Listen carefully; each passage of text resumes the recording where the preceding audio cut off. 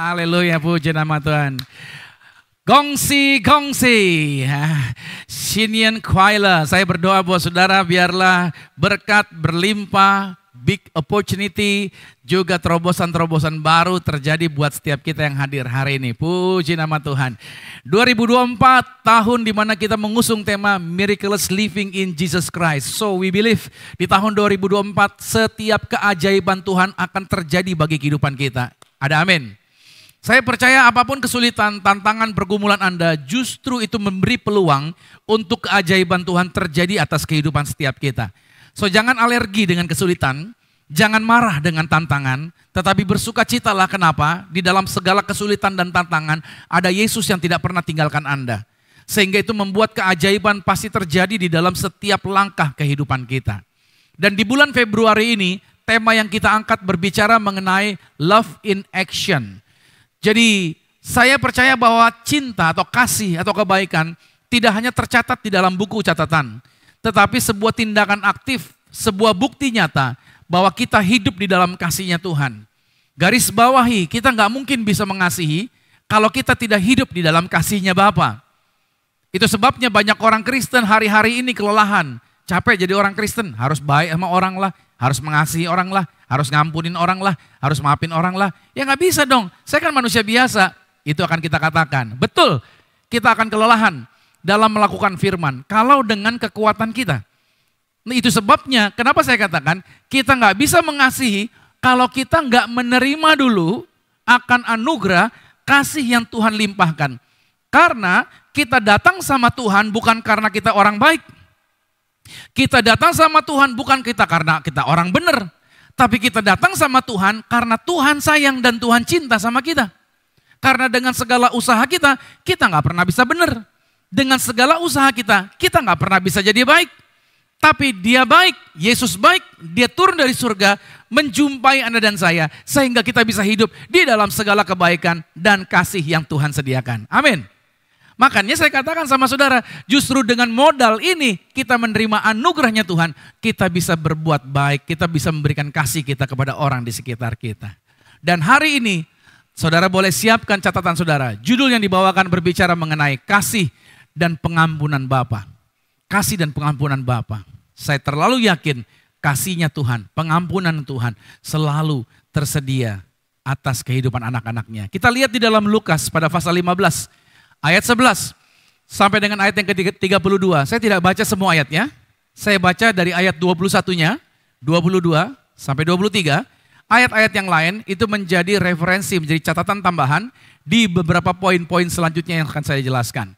Ayat 21, kata anak itu kepadanya, Bapa, aku telah berdosa terhadap sorga dan terhadap Bapa. Aku tidak layak lagi disebutkan anak Bapa. Tetapi ayah anak itu berkata kepada hamba-hambanya, lekaslah bawa kemari jubah yang terbaik, pakaikanlah itu kepadanya dan kenakanlah cincin pada jarinya dan sepatu pada kakinya dan ambillah anak lembu tambun itu, sembelihlah dia dan marilah kita makan dan bersukacita. Keunikan Yesus kalau dia sedang berkhotbah, dia sering menggunakan perumpamaan. Perumpamaan adalah sebuah kisah rekaan yang disengaja dikarang oleh Yesus untuk mengajarkan tentang realitas kehidupan atau prinsip-prinsip rohani yang penting. Dalam mengajar dia menggunakan perumpamaan. Jadi perumpamaan adalah sebuah media untuk menyampaikan sesuatu yang lebih penting, yaitu tentang realita, prinsip dan nilai-nilai rohani. Yesus memberikan perumpamaan ini yaitu sebagai bentuk respon pada keluhan orang-orang Farisi dan para pemimpin agama Yahudi, di mana para hatersnya Yesus, yaitu ahli Taurat, imam-imam kepala, mereka tidak suka sama Yesus. Kenapa? Karena mereka melihat Yesus menerima orang-orang berdosa dan duduk makan bersama-sama dengan mereka. Makanya tema besar dari perumpamaan yang disampaikan hari ini adalah Yesus ingin bercerita dan mengajarkan kepada kita tentang sikap Tuhan terhadap orang berdosa. Ayah yang dia gambarkan di dalam perumpamaan ini adalah berbicara tentang Tuhan. Sedangkan dua anak yang ada di sini, anak sulung dan anak bungsu adalah gambaran dari manusia berdosa, yaitu kita sebagai anak-anaknya Tuhan. Perumpamaan ini sedang menceritakan tentang seorang bapak yang memiliki 2 orang anak. Pada suatu hari, anak yang bungsu meminta harta warisan yang menjadi bagiannya dari si bungsu untuk diberikan kepada dia, yang mana warisan seharusnya diberikan kalau orang tuanya atau bapaknya sudah meninggal. Nah selanjutnya, si bungsu setelah mendapat bagiannya, dia menjual seluruh harta warisannya. And then dengan hasil penjualan itu, dia pergi ke negeri yang jauh, kemudian dia pesta, dia foya-foya di sana. Pada saat uangnya habis, hidupnya menjadi susah, dan dia bertambah susah karena di negeri itu sedang terjadi kelaparan, bencana kelaparan. Untuk itu dia memutuskan, gak punya duit lagi nih. Lalu dia memutuskan bekerja pada seorang pengusaha yang tinggal di sana, dan orang itu menerima dia bekerja, suruh dia pergi ke ladangnya jagain babi-babinya. Pada saat anak bungsu ini sedang bekerja, dia rasa lapar. Terus dia minta belas kasihan sama bosnya dan bilang, kasihlah aku makan dari ampas babi ini. Dan apa yang terjadi?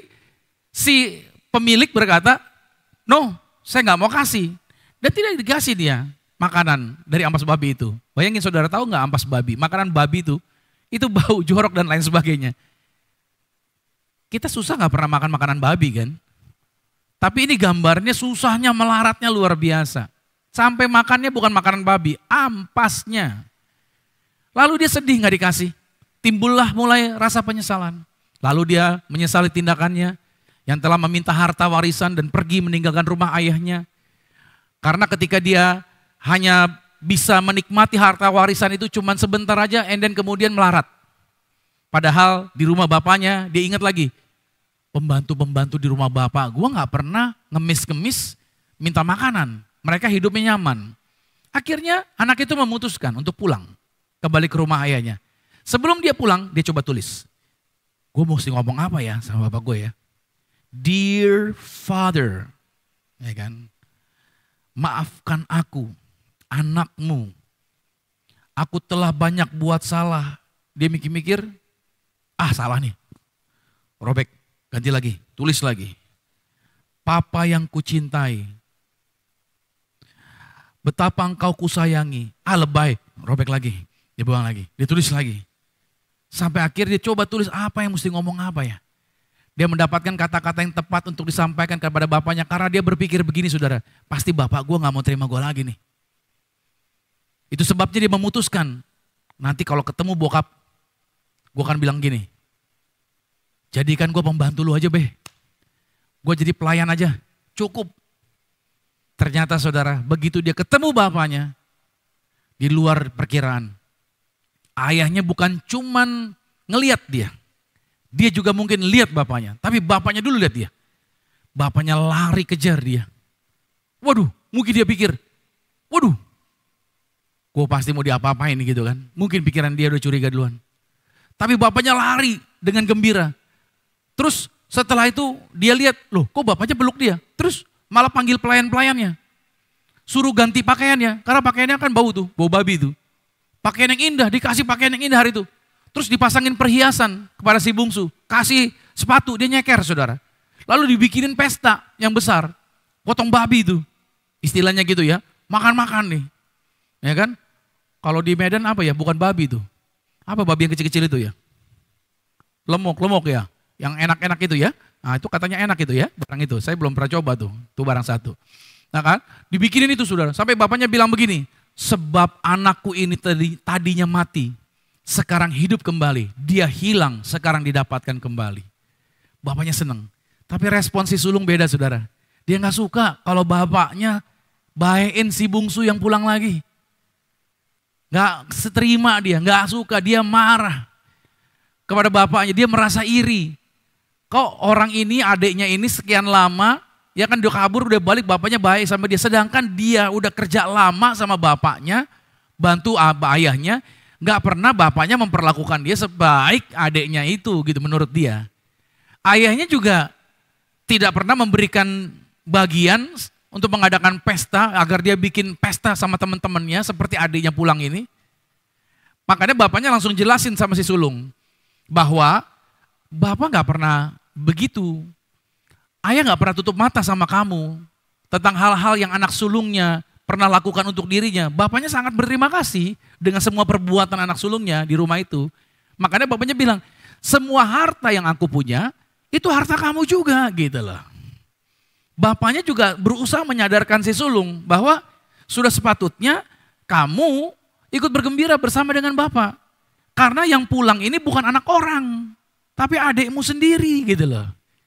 Dari sini sebenarnya perumpamaan ini digambarkan untuk diajarkan bagi Anda dan saya.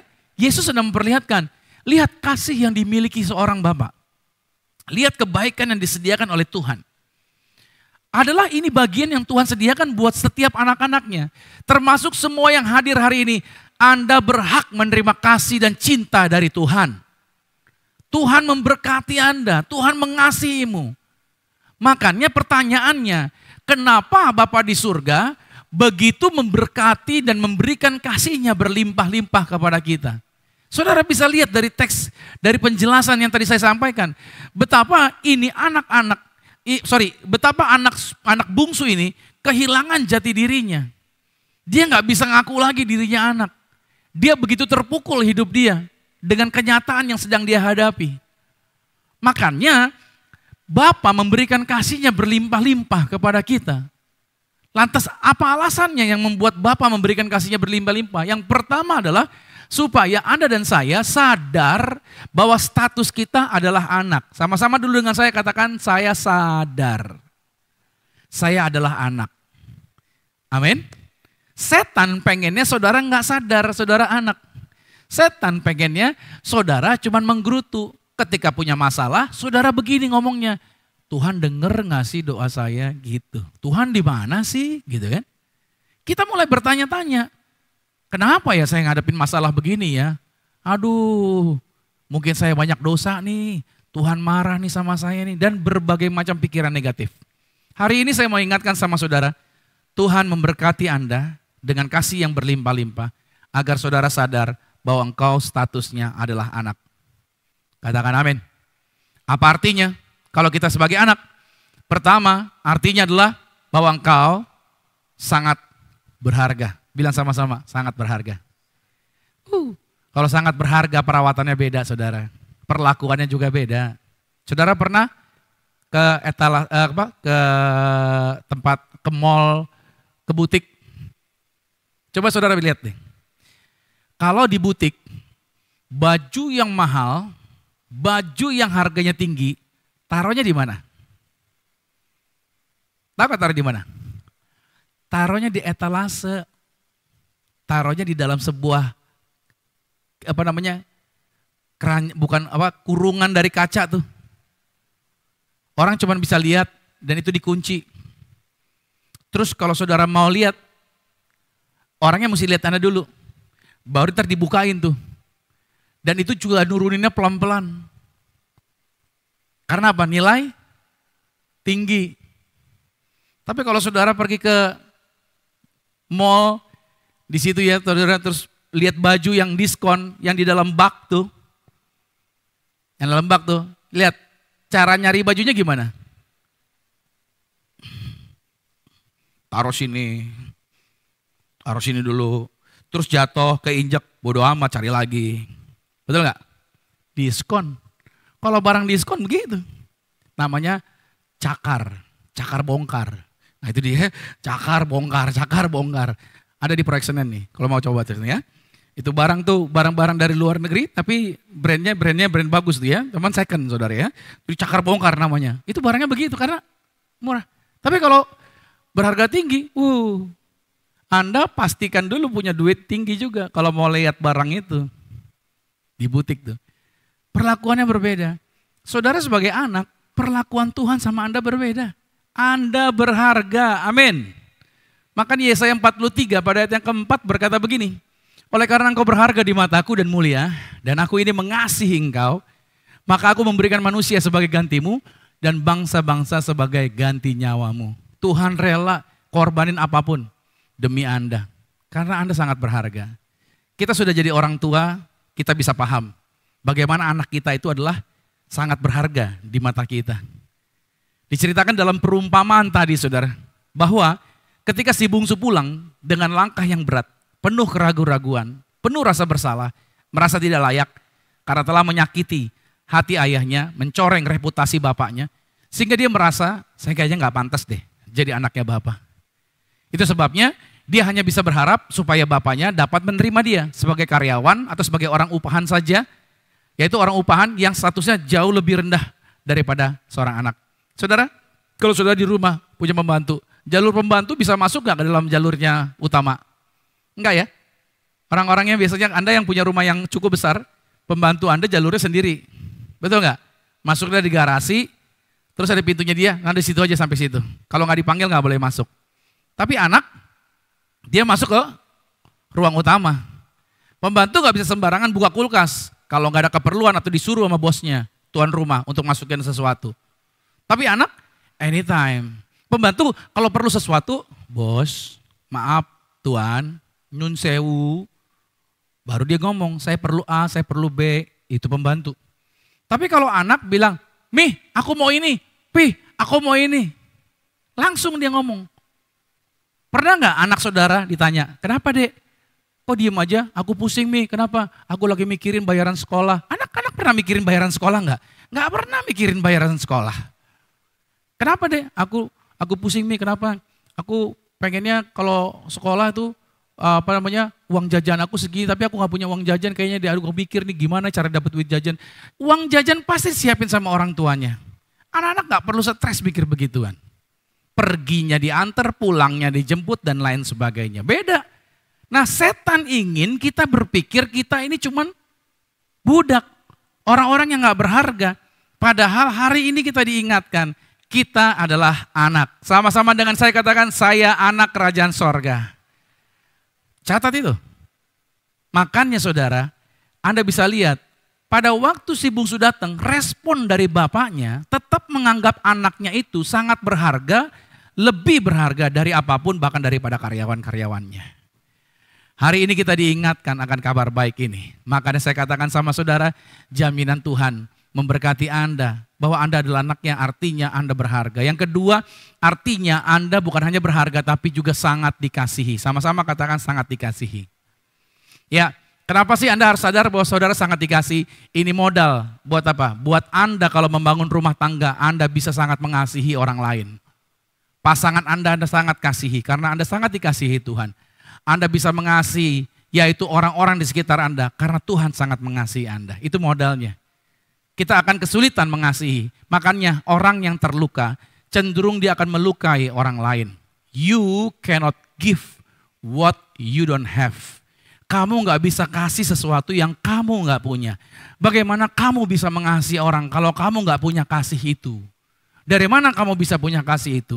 Dari Tuhanlah yang kasih, yang memberikan kasihnya kepada kita. Baru kita bisa pakai untuk mengasihi orang lain. Yeremia 31 pada ayat yang ketiga, dari jauh Tuhan menampakkan diri kepadanya. Aku mengasihi engkau dengan kasih yang kekal. Sebab itu aku terus melanjutkan kasih setiaku kepadamu. Jadi semua kita yang hadir hari ini sangat dikasihi Tuhan. Kita bisa lihat ketika anak bungsu itu kembali. Maka ayahnya berlari, mengejar, dan begitu sampai ayahnya merangkul dia dengan sangat erat dan menciuminya dengan bertubi-tubi. Saudara, saya punya anak nomor 4, laki-laki. Dari sejak kecil maminya suka panggil dia, baby, baby. Makanya ketika anak itu tumbuh terus sampai SMP, ya kan, SMP kelas 3 pun orang ngelihat dia, ini kelas 4 SD ya, padahal kelas 3 SMP saudara. Padahal badannya tinggi. Karena dari sejak kecil, karena dia baby gitu ya, jadi lucu anak ini. Jadi setiap kali saya kalau deket dia, saya pasti peluk dia. Dan peluk saya bukan cuma peluk. Saya suka squeeze. Saya gitu loh. Jadi peluknya saya tuh, saya squeeze, terus saya cium-cium gitu loh. Itu anak keempat, saya tuh selalu gituin. Sampai saya pikir-pikir sama istri saya, kamu jangan cepet-cepet gede deh. Kalau cepat gede, nanti kita gak bisa squeeze lagi gitu kan. Tapi anaknya udah segini, lebih tinggi dari saya sekarang saudara. Udah tinggi dia. Lucu. Jadi saya kalau sama istri peluk dia ya seringkali saya udah segede gitu, dia pun sekarang kelas 2 SMA. Dek, papi belum peluk nih. Papi boleh squeeze gak? Dia yang sering ngomel kan. Ini, gitu. Tadi gak mau, tapi ini. Akhirnya saya squeeze lagi nih. Saya suka squeeze dia, jadi artinya karena Father cintanya, dia bukan cuman peluk kita seperti Jesus, dia bukan cuman peluk kita, tapi dia menciumi kita dengan bertubi-tubi sama seperti Bapak si bungsu ini. Zaman itu saudara, tuan tanah, tuan rumah, orang kaya, itu gak lari, mereka berjalan. Pembantunya yang disuruh lari, dia gak boleh lari. Itu sama dengan mempermalukan diri. Mengapa bapaknya mau melakukan itu, yaitu berlari, ngejar anaknya. Mempermalukan diri. Alasannya, karena si bapak ini sangat-sangat mencintai dan mengasihi si bungsu. Karena si bungsu ini anak saya. Apapun yang saya lakukan, dia anak saya. Dia tidak pernah bertanya, itu anak gue bukan ya? Enggak. Dia tahu, ini anak saya. So, saya akan mencintai dia dengan luar biasanya. Yesus memberikan contoh ini. Makanya esensi sebagai anak Bapa itu paling jelas dalam peristiwa baptisan. Pada saat Yesus dibaptis oleh Yohanes Pembaptis, pada saat selesai dibaptis, ada keluar suara yang berkata, inilah anak yang kukasihi, kepadanya lah aku berkenan, dalam Matius 3 pada ayat yang ke-17. Yesus dibaptis, ada keluar suara yang berkata begini, ini anakku kasihi, kepadanya lah aku berkenan. Artinya pernyataan kasih dari Bapa itu adalah firm, ya, bukan pertanyaan atau keraguan. Berbeda dengan perkataan daripada iblis. Pada saat Yesus dicobai di padang gurun, mari kita lihat bedanya. Lukas 4 ayat 3, iblis berkata kepada iblis, jika engkau anak Allah, lihat bedanya. Kalau Bapa Tuhan menyebutkan langsung kamu anak yang aku kasihi. Tapi kalau iblis, emang kamu anak Tuhan. Sampai di sini ngerti gak? Jika engkau anak Allah. Ini bedanya. Seringkali iblis akan memakai kata-kata ini dalam kehidupan Anda. Pada waktu Anda buat salah, katanya anak Tuhan. Kau makan gak berdoa. Katanya anak Tuhan, kau melakukan perbuatan yang tidak benar. Katanya baru gereja. Ada aja pertanyaan-pertanyaan yang disampaikan. Iblis itu sukanya menghakimi Anda. Dan yang menariknya dari Matius 3 ayat 17, kata-kata dari Tuhan yang menyatakan engkau anak yang aku kasihi, itu bukan hanya berlaku buat Yesus, tapi juga berlaku buat semua yang hadir hari ini. Sebab Yesus pernah berkata kepada Maria, Bapakku itu menjadi Bapamu juga, dalam Yohanes 20 ayat 17. Seperti apa yang dilakukan oleh Bapa kepada Yesus, yaitu dia dikasihi dan diperkenankan, maka demikian juga kita, Anda dan saya, dikasihi dan sangat berharga di matanya Bapa Surgawi. Dan yang mengasihi kita bukan pribadi yang biasa-biasa, tetapi yang mengasihi kita dialah Allah yang sempurna. Allah yang sempurna itu artinya apa? Yang berasal dari Tuhan, apapun itu, yaitu perkataannya, pertimbangannya, perbuatannya, keputusannya Tuhan, pasti semuanya sempurna. Jadi ketika kita dikasihi oleh Bapa Surgawi, yaitu Tuhan yang sempurna, itu artinya Bapa menghargai, Bapa mengasihi kita dengan kasih yang sempurna. Apa artinya? Bahwa Anda dikasihi oleh Bapa secara sempurna. Yaitu begini, apapun setiap perbuatan buruk kita, apapun setiap kesalahan-kesalahan kita, itu tidak akan pernah mengurangi kasih Bapa kepada kita. Sebaliknya, perbuatan baik apapun yang kita lakukan, itu tidak akan pernah menambahi kasih Bapa kepada kita. Contohnya kita bisa lihat dalam perumpamaan ini. Bahwa kita bisa lihat, kata Yesus dalam perumpamaan itu, pada saat anak bungsu itu telah menyakiti bapaknya, itu tidak pernah mengurangi kasih bapaknya kepada si bungsu. Apa betul? Betul gak? Bapaknya benci gak? Bapaknya marah gak? Bapaknya lipat tangan gini gak? Mau ngapain lo? Susah lo bawa cari gue. Dasar lo kurang ajar. Gitu gak? Gak ada. Walaupun mungkin setelah ngomong gitu bapaknya terima. Tapi gak ada kata-kata seperti itu yang diucapkan di dalam perumpamaan ini. Demikian juga si sulung yang taat, yang berdedikasi, rajin di rumah, ya kan perbuatannya ternyata tidak pernah menambahi kasih bapaknya kepada si sulung. Nanti saudara bisa lihat di dalam ayat 31 dari Lukas 15. Saya mau kasih persamaan ini. Banyak dari antara kita yang tidak memiliki figur ayah yang baik. Coba cek. Sehingga itu mempengaruhi dan mencemari cara pandang kita kepada Bapa Surgawi. Mungkin Anda punya ayah, ya kan? Bahwa ayah Anda keras. Sehingga Anda berpikir pada waktu mau berelasi dengan Tuhan tanpa sadar, kita melihat Bapa Surgawi kita sama kayak Bapa kita di dunia ini. Bapa yang jahat, yang suka menghukum ketika kita berbuat salah. Atau mungkin bapamu terlalu slow. Gak pernah ngomong, diem aja. "Pak, aku mau ini." Tanya mami. "Pak, aku boleh pacaran?" Tanya mami. "Apa-apa?" Tanya mami. Jadi fungsi bapaknya hilang gitu. Sehingga pada akhirnya ketika anak mau berdoa sama Tuhan, tanya mami. Gitu katanya. Jadi bukan tanya Tuhan, tanya mami. Karena bapaknya gak pernah ngomong. I don't know. Bapak yang mana yang ada di dalam keluarga saudara? Tapi tanpa sadar, kita telah memiliki bapak yang salah di dalam dunia ini. Yang membuat cara pandang kita sama Tuhan juga jadi salah. Pandangan ini sangat tidak benar.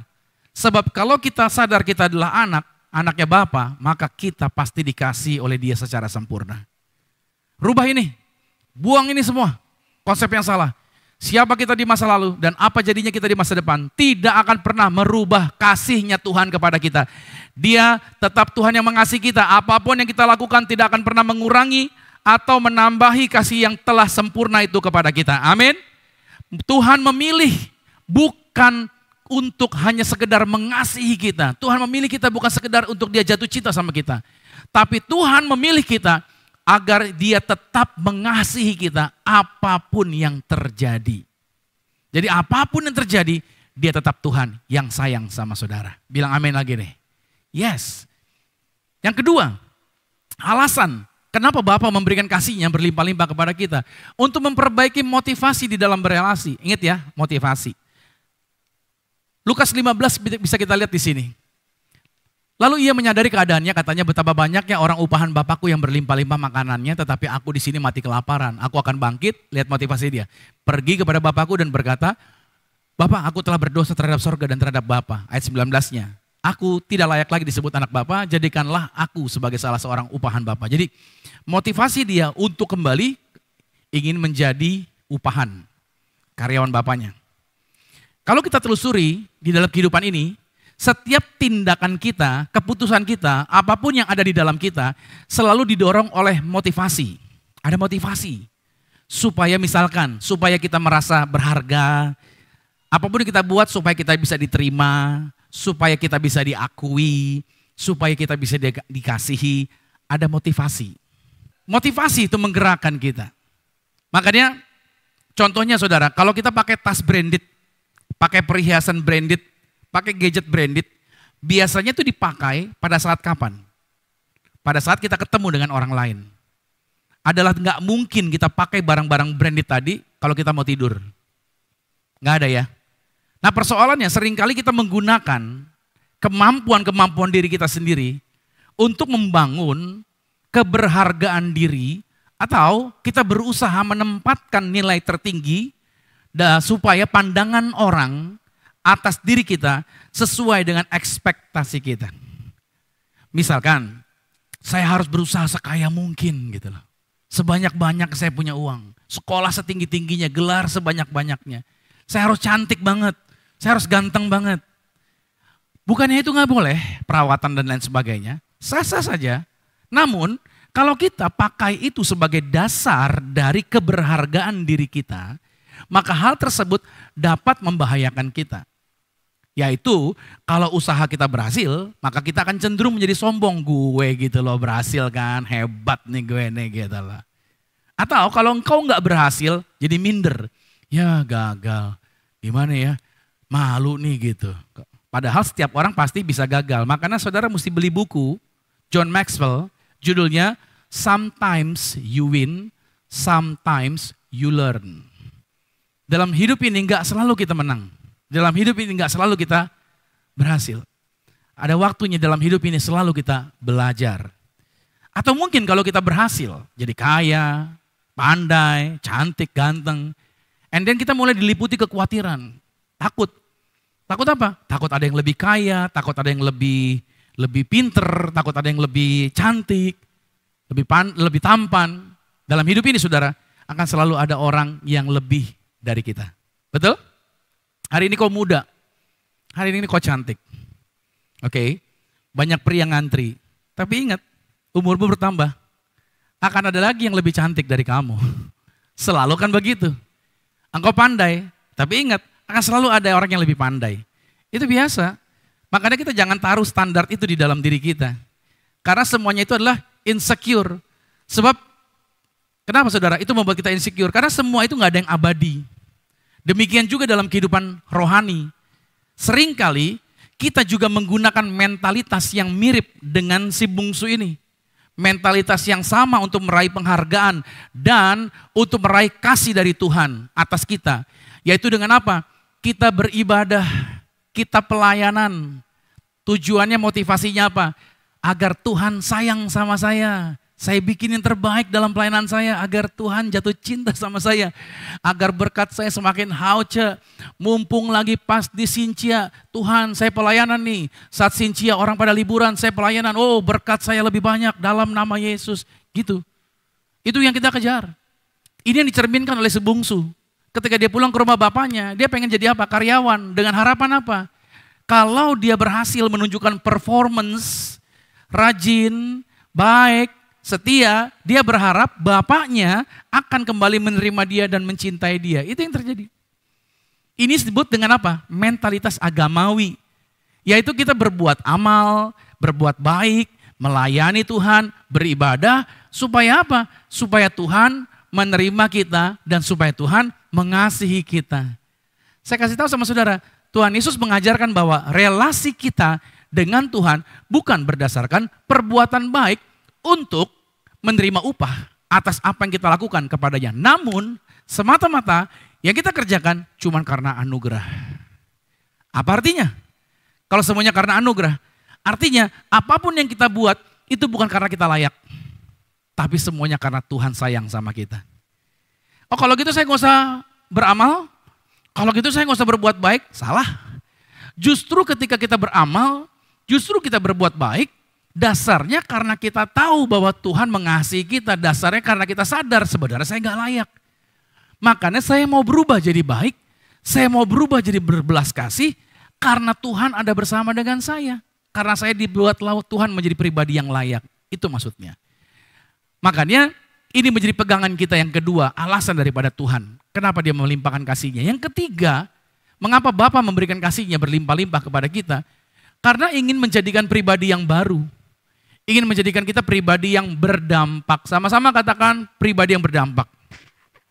Yohanes 15 ayat 9 berkata begini. Seperti Bapa telah mengasihi aku, demikianlah juga aku telah mengasihi kamu, tinggallah di dalam kasihku itu. Jikalau kamu menuruti perintahku, kamu akan tinggal di dalam kasihku seperti aku menuruti perintah Bapakku dan tinggal di dalam kasihnya. Semuanya itu kukatakan kepadamu supaya sukacitaku ada di dalam kamu dan sukacitamu menjadi penuh.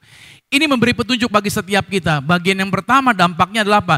Kita bisa selalu bersukacita. Sama-sama katakan saya selalu bisa bersukacita. Iya, kita selalu bisa mengucap syukur. Sama-sama katakan saya selalu bisa mengucap syukur. Apapun masalah Anda tetap bisa bersyukur. Apapun masalah Anda tetap bisa bersukacita. Karena Tuhan memberikan Anda sebagai ciptaan yang baru. Dan dampak ini terjadi. Kita akan hidup dengan rasa syukur, sukacita yang besar. Sebab penerimaan dan kasih Tuhan itu bukanlah upah. Tapi itu adalah anugerah. Nah kalau kita melihat kasih Tuhan sebagai upah, maka yang terjadi seperti ini. Merasa sudah pelayanan, merasa sudah melakukan yang baik. Makanya kita tidak akan betul-betul sukacita. Karena kita merasa bahwa itu sudah menjadi haknya kita. Ketika engkau pelayanan, engkau dapat berkat persembahan kasih, maka engkau akan berpikir begini. Oh iya saya dapat persembahan ya sudah. Tetapi ketika ekspektasimu tidak terjadi, persembahannya tidak seperti yang kamu mau, kamu pelayanan, kamu tidak sukacita. Karena berdasarkan ukuran ekspektasi. Saya tidak melarang bahwa Anda menerima persembahan syukur di gereja. Tidak. Itu bagian berkat. Tapi ketika kita menempatkan persembahan syukur sebagai standar bahwa saya sudah buat sesuatu, maka saya harus dapat sesuatu, itu akan menjadi kekecewaan bagi hidupmu. Sehingga ukuran ini akan terjadi. Karena saya cuman dikasih segini, ya yang saya buat hanya segini saja. Tapi kalau saya dikasihnya lebih, ya saya buat lebih. Itulah standar dunia. Itu sebabnya dunia tidak bisa bersuka cita kalau tidak ada Cien Mani Kang Tao. Tapi kalau di dalam pelayanan, di dalam rumah Tuhan, engkau sadar bahwa segala sesuatunya ada hanya karena anugerah, maka apapun yang kau lakukan, all out for Jesus, dan hatimu akan bersuka cita. Kita bisa aja gagal, kita bisa saja melakukan kesalahan, tetapi karena kita adalah anaknya yang dikasihi, itu akan memberikan kita kekuatan untuk kita bisa melakukan segala sesuatu lebih baik daripada sebelumnya. Dasarnya kita mau berubah, dasarnya kita mau repent, bertobat, bukan karena ancaman, tapi karena anugerah yang Tuhan berikan. Saya banyak jumpai banyak orang yang error di dalam gereja, tapi saya tidak mau menghakimi mereka. Saya ajak mereka, lihat kasihnya Bapa, lihat kebaikannya Tuhan. Dengan kebaikan ini memotivasi mereka. Untuk apa? Untuk meninggalkan perbuatan yang salah. Untuk mereka berubah menjadi baik. Bukan dengan ancaman. Kenyataan inilah yang seharusnya menerbitkan ucapan syukur dan sukacita yang besar atas kita. Bahwa kita hidup karena anugerah, kita bisa bersyukur setiap hari. Yang kedua, dampaknya, kita tidak akan mudah dihancurkan oleh pujian atau kritikan orang lain. Dalam hidup ini saudara akan ada dua, pro dan kontra. Ada orang yang puji, ada orang yang kritik. Itu biasa. Tetapi 2 Korintus pada pasal 10 berkata begini. Pada ayat 17. Tetapi barang siapa bermegah, hendaklah dia bermegah di dalam Tuhan. Sebab bukan orang yang memuji diri yang tahan uji, melainkan orang yang dipuji Tuhan. Saudara, kita tidak akan mudah dihancurkan oleh puji-pujian atau kritikan orang lain. Orang bisa saja dihancurkan oleh pujian. Orang bisa saja dihancurkan karena kritikan. Kenapa demikian? Biasanya karena orang tersebut menggantungkan dan mendasarkan keberhargaan dirinya kepada penilaian-penilaian orang lain. Zaman now, orang bergantung dengan apa komen di medsos. Kalau saudara posting sesuatu, apa di komennya nih gitu kan. Dan sibuk dengan cuitan netizen. Sehingga berusaha menampilkan apa yang disukai oleh para followers. Supaya apa? Supaya pujian datang, ramai. Agar mereka bisa memberikan pujian. Kita kangen dengan tepuk tangan, padahal harus Anda ingat, nyamuk mati gara-gara tepuk tangan. Makanya berhati-hatilah dengan puji-pujian. Kalau ada orang puji saudara bilang, thanks Lord. Kalau orang bilang, kamu pinter ya, pekerjaan kamu luar biasa, puji Tuhan. Tuhan yang memberkati saya dengan kepintaran tersebut. Amin. Kalau kamu dibilang, wow, kamu pengusaha berhasil ya, hebat kamu, puji Tuhan. Tuhan percayakan berkat ini kepada saya. Kalau saudara main musik dibilang, wah musik kamu luar biasa. Saya mengalami urapan yang dahsyat. Bilang, puji Tuhan. Tuhan yang memberikan urapan ini. Tapi jangan sebaliknya, wah kamu pinter nyanyi ya, suara kamu bagus banget. Saya sampai mau tidur tadi, gitu misalkan. Saudara harus bilang, oh enggak saya mau biasa aja gitu. No, itu bukan begitu cara jawabnya. Atau orang bilang, khotbah kamu bagus. Saya sangat diberkati luar biasa. Oh enggak mas, saya mau orang biasa aja. Ini berusaha merendah. Jangan begitu, itu salah. Harus berkata apa? Segala kemuliaan bagi Tuhan. Tuhan yang mempercayakan berkat ini. Amin. Makanya kita bergantung bukan kepada pujian. Kita tidak bergantung kepada kritikan. Kalau kritikan orang tujuan untuk membangun, why not? Kita berubah. Nggak apa-apa kita berubah. Tapi yang saya mau katakan sama saudara, engkau harus ingat bahwa engkau menjadi pribadi yang hidupnya dijamin Tuhan, menjadi hidup yang baru, agar engkau berdampak. Dan dampaknya ini adalah apa? Engkau menjadi orang yang tidak mudah untuk mengalami tekanan ataupun gangguan dari perubahan-perubahan yang ada. Dan yang ketiga, yang terakhir, menjadikan pribadi yang baru, yang berdampak, yaitu dengan cara apa? Hidup dalam belas kasihan. Kita jadi orang yang hidup dalam belas kasihan. Lukas 15 ayat 31, kita lihat. Ketika si sulung meresponi adiknya datang, kata ayahnya kepadanya, anakku, kau selalu bersama-sama dengan aku dan segala kepunyaanku adalah kepunyaanmu. Kita patut bersuka cita dan bergembira karena adikmu telah mati dan menjadi hidup kembali. Ia telah hilang dan didapat kembali. Kalau bicara anak sulung saudara, Itu melambangkan orang yang memiliki suatu bentuk agama. Kelihatan secara lahiriah menaati perintah Tuhan. Tapi hatinya terpisah dari Tuhan. Terpisah dari tujuan kerajaannya Tuhan. Anak yang sulung ini sekalipun memang gak pergi dari rumah bapaknya.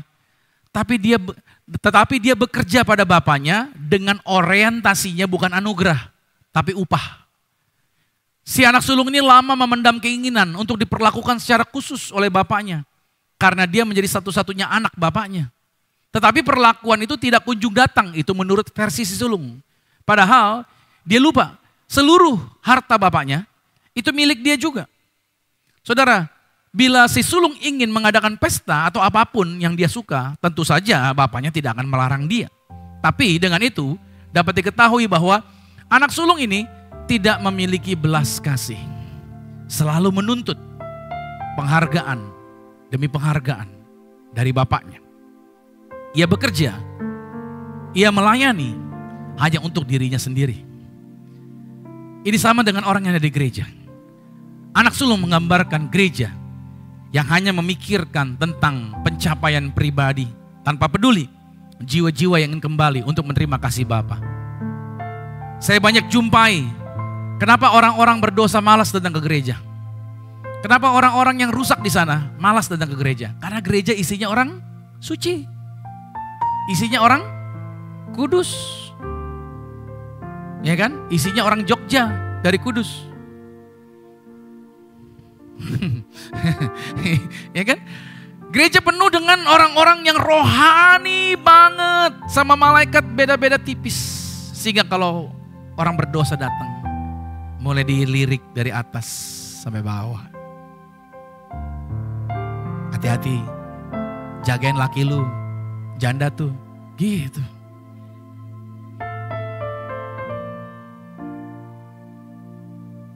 Selalu akan dibilang hal-hal yang negatif. Gue tahu tuh orang itu tuh, gak bener tuh. Hati-hati lu, jangan gaul sama dia. Banyak orang malas ke gereja. Kenapa? Karena orang-orang yang ada di gereja, sukanya apa? Menghakimi. Gak pernah memiliki compassion, belas kasihan. So, hari ini dengar baik. Tuhan datang sama kita, memberikan kasih-Nya berlimpah-limpah. Agar kita tidak terhilang seperti si sulung. Ada di gereja, pelayanan. Kalau angkat tangan paling tinggi. Kalau lompat juga paling tinggi sampai nabrak plafon. Suaranya paling kencang kalau nyanyi mungkin. Tapi itu tadi, sulit menerima kalau ada orang berdosa. Sulit menerima kalau ada orang salah. Dianggapnya apa? Semua harus orangnya kudus. Semua harus orangnya benar. Saya cuma mau katakan sama saudara, gereja ini bukan berarti membiarkan orang salah. Tidak. Tapi gereja ini mengajarkan agar orang-orang yang ada di dalamnya diubah hidupnya menjadi benar, menjadi suci, menjadi kudus dengan jalan apa? Dengan jalan mereka diajarkan akan kasih Bapa yang begitu berlimpah atas hidup mereka. Kita bawa mereka untuk melihat kebaikan Tuhan, untuk melihat anugerah Tuhan. Bahwa sampai hari ini mereka tidak pernah dibuang sama Tuhan. Mereka dikasih oleh Tuhan agar mereka dibawa ke dalam jalan-jalannya Tuhan.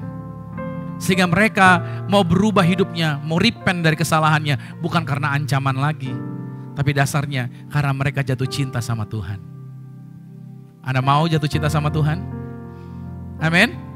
Sehingga Anda bukan lagi orang yang ketakutan. Bukan lagi orang yang terancam, tapi orang yang menerima anugerah yang Tuhan sediakan. So saya simpulkan, mengapa Bapa memberikan kasih-Nya berlimpah-limpah kepada kita. Anda boleh foto ini. Yang pertama adalah, yaitu membuat kita sadar bahwa status kita adalah anak. Berarti kita berharga. Berarti kita sangat-sangat dikasihi oleh Tuhan. Yang kedua adalah memperbaiki motivasi kita dalam berelasi dengan Tuhan. Bukan lagi karena perbuatan, bukan lagi karena upah. Tapi kita berelasi dengan Tuhan karena Dia sayang sama kita. Kita tidak lihat lagi Dia pribadi yang salah, pribadi yang galak, pribadi yang menghukum. Tapi pribadi yang mencintai kita. Yang ketiga alasannya, yaitu menjadikan kita pribadi yang baru. Menjadi pribadi baru yang berdampak. Yaitu dampaknya kita hidup dengan rasa syukur. Dan sukacita yang besar. Masalah boleh ada, tantangan boleh ada. Tapi kita tetap bersyukur bukan karena masalahnya, bukan karena tantangannya.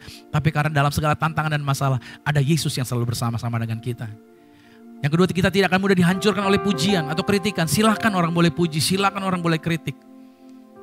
Tapi saya tidak akan jatuh hanya gara-gara mereka. Karena yang boleh menjadi pegangan saya cuma bermegah hanya di dalam Tuhan, saya Yesus Kristus. Dan yang ketiga, kita hidup di dalam belas kasihan. Biarlah sebagaimana Tuhan berbelas kasih, kita juga mau berbelas kasih. Sebagaimana kita menerima pertolongan, mari kita tolong orang lain, agar orang lain juga mengalami kehidupan yang baru. Saya berdoa buat saudara, pulang dari tempat ini saudara diberkati. Hidup Anda diubahkan, kasih karunia Tuhan berlimpah atas setiap Anda. Kita kasih tepuk tangan yang meriah bagi Tuhan Yesus Kristus. Saya beri 1 menit ini, saudara boleh doa, masing-masing berdoa. Panggil Tuhan, berterima kasih sama Tuhan, berterima kasih kepada kebaikannya, berterima kasih kepada anugerahnya, berterima kasih kepada cintanya yang begitu besar atas setiap pengampunan, atas setiap belas kasih yang dia limpahkan. Dia tidak datang dengan ancaman, dia tidak datang dengan kebencian, tapi dia datang dengan kasih, agar kita juga belajar mengasihi orang-orang yang datang ke tempat kita. Terima kasih Tuhan, aku berdoa buat setiap anak-anak Tuhan di tempat ini. Mata mereka dibuka untuk melihat anugerah Tuhan ini.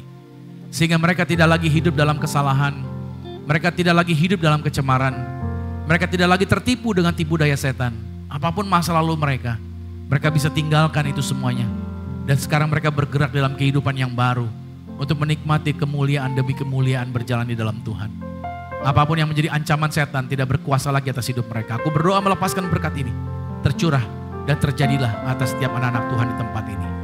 Terima kasih buat firman ini. Kami percaya firman Tuhan tidak pernah berhenti. Terus berbicara, menjadi rema yang terus mengingatkan kami apapun dan dimanapun kami berada. Maka Tuhan, sebentar kami akan masuk dalam sakramen tubuh dan darah Yesus. Kami percaya korban tubuh-Mu, curahan darah-Mu menyucikan, mentahirkan dan menguduskan kami. Mata kami diarahkan untuk melihat kedahsyatan dan kemuliaan Tuhan. Dan dalam nama Tuhan Yesus Kristus, kami bersyukur atas setiap firman yang kami terima. Haleluya. Sama-sama kita katakan, amin. Kita kasih tepuk tangan yang meriah bagi Tuhan Yesus Kristus. Haleluya, terpujilah nama Tuhan. Mari sekali lagi kita berikan apresiasi untuk Pastor Romi Matulesi. Terima kasih untuk firman Tuhan yang luar biasa memberkati kita. Hari ini kita diingatkan kembali tentang kasih dan pengampunan Bapa yang luar biasa untuk hidup kita. Biarlah setiap hari kita penuh rasa syukur dan sukacita yang besar. Karena Tuhan Yesus begitu mengasihi kita, amin. Mari kita satukan hati dan pikiran untuk menerima perjamuan kudus. Mari naikkan pujian ini bagi Dia. Dia Yesus yang telah mati bagiku. Dia Tuhan yang selamatkan jiwaku.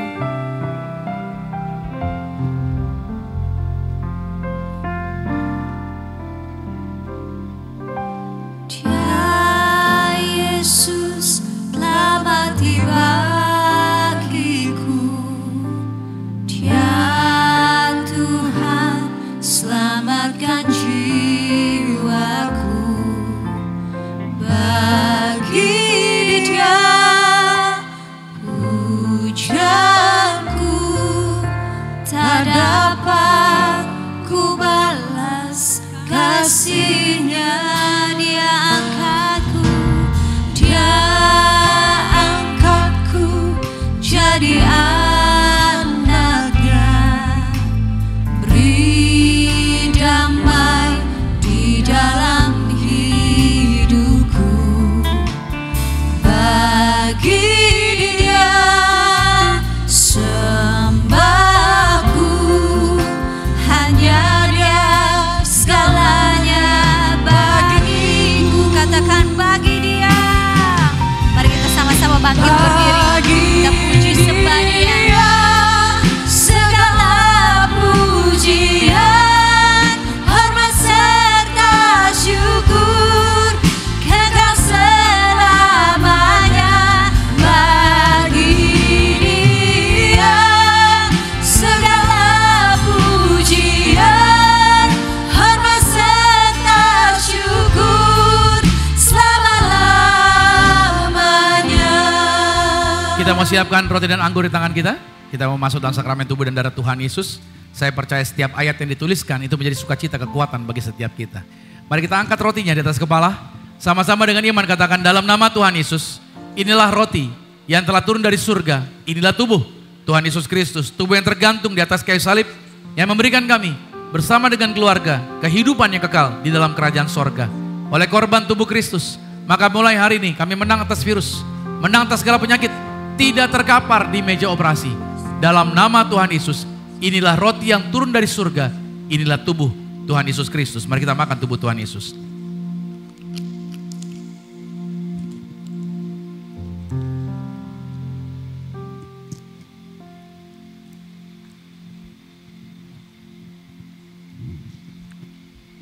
Mari kita angkat anggur ini.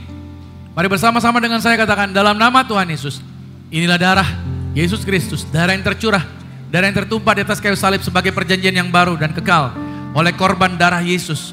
Maka materai darah Yesus menjaminkan kami bersama keluarga punya rumah di bumi, punya rumah di sorga. Satu orang bertobat, sisi rumah diselamatkan oleh korban darah Yesus.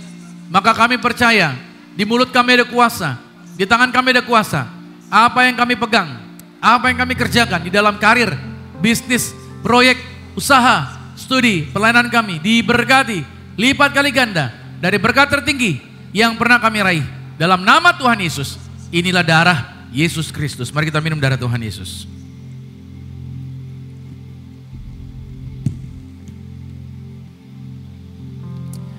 Di tangan kami ada minyak Tuhan yang mengajarkan kuasa. Di balik minyak urapan ini, dalam nama Tuhan Yesus, inilah minyak urapan. Setiap tetes saya punya kuasa mengusir setan. Setiap oleh saya punya kuasa menghadirkan pasukan malaikat. Di mana saja kami melangkah, dijagai pasukan malaikat. Segala serangan setan, tuyul, dukun-dukun roh jahat, dihalau, dipatahkan dalam nama Tuhan Yesus. Inilah minyak urapan, Anda boleh teteskan di atas kepala saudara. Maka setiap pot, setiap botol ini dalam nama Tuhan Yesus. Inilah minyak urapan. Setiap tetes penuh kuasa, penuh kemuliaan. Kuasa Tuhan, mujizat Tuhan terjadi dalam nama Tuhan Yesus. Inilah minyak urapan. Amsal 18 ayat 21 berkata, hidup dan mati dikuasai lidah. Siapa suka ngomongnya, siapa suka menggemakannya, maka dia akan memakan buahnya. Mari bersama-sama dengan saya, kita berkati diri kita. Seperti di layar, sama-sama katakan, saya diberkati, berkelimpahan, telah ditebus, telah diampuni, dibenarkan, diurapi, disempurnakan, diberi kuasa, hidup dalam kasih karunia, berharga, aman, sehat, penuh kemuliaan, fokus pada Yesus, disiplin, percaya diri, pandai cerdas. Saya diciptakan segambar dan serupa Yesus untuk menggenapi setiap panggilan dan tujuannya atas hidup saya. Di dalam nama Yesus, amin. Kita kasih tepuk tangan yang meriah bagi Tuhan. Terima kasih Tuhan, kami percaya kuasa-Mu terjadi. Apa yang kami ikat di bumi terikat di surga, apa yang kami lepaskan di bumi terlepas di surga. Dan setiap anak-anak Tuhan terberkati dengan setiap doa yang mereka naikkan. Maka sebagai ungkapan syukur, di hari Minggu ini kami akan bawa korban syukur, tangan-tangan mereka diberkati. Apa yang mereka korbankan digantikan Tuhan lipat kali ganda. Dalam nama Tuhan Yesus Kristus, haleluya. Amin. Allahku kan memenuhi keperluanku menurut kekayaan dan kemuliaannya. Allahku kan mencukupi kebutuhanku di dalam Yesus Tuhan. Kami bangga dan kami katakan tidak ada yang mustahil. Tiada yang mustahil bagi Dia.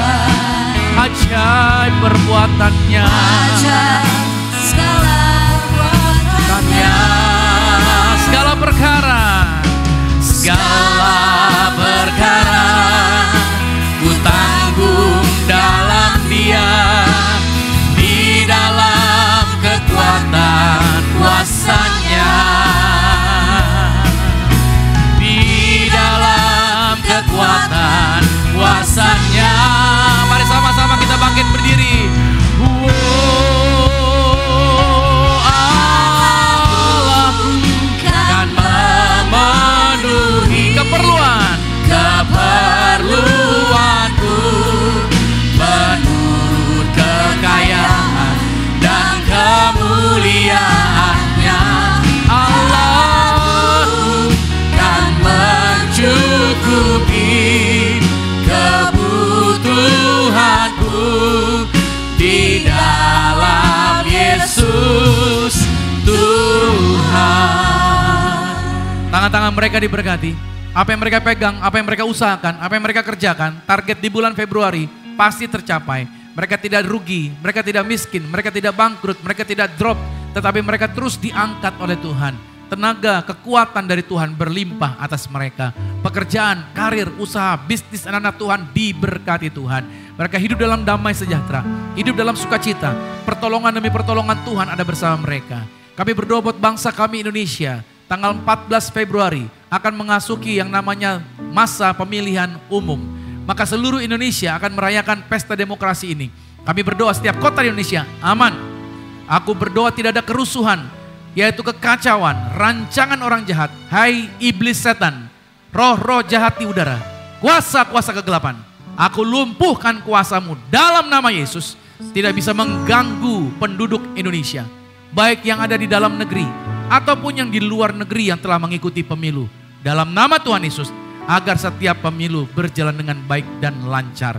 Kami percaya Tuhan, pemimpin yang terpilih adalah pemimpin yang sudah Tuhan tetapkan untuk menjadi pemimpin.